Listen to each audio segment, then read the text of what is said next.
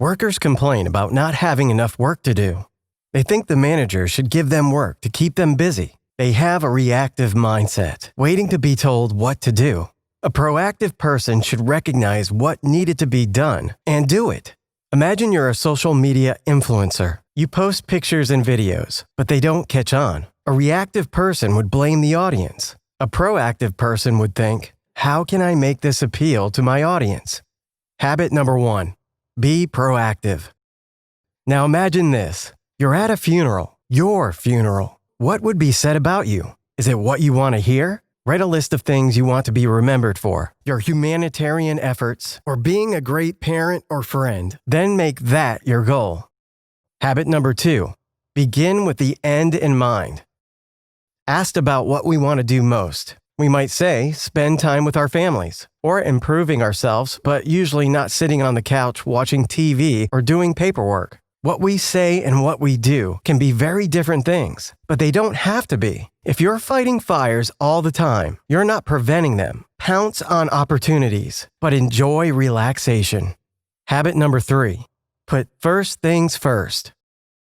You and I are filmmakers with fan bases of about 20,000 people. Competitors, you might say. But I might watch and enjoy your movies and recommend them to my fan base, growing your fan base by adding 10,000 of mine.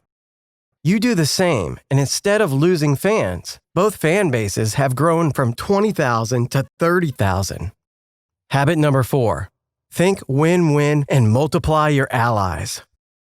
Find out what other people want or think. The best lawyer isn't the best because they come up with things instantly. The best lawyer will view the case from the opponent's side, preparing for all the possible responses. That's why it's important to understand your objective and the objectives of others.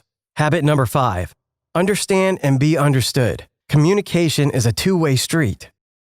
Two people are picking apples, but don't have a ladder and can't reach the apples. If one person helps the other person to grab apples, they can both leave happy. Cooperate.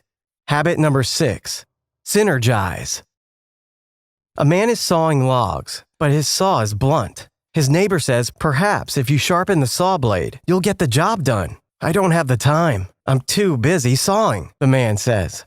Highly effective people know that the best tool is the sharpest tool. Focusing our minds will always be more productive. Effective people eat well and exercise to stay well. For their souls, maybe prayer and meditation, reading or music. Habit number 7, sharpen the saw. These are the 7 habits of highly effective people by Covey.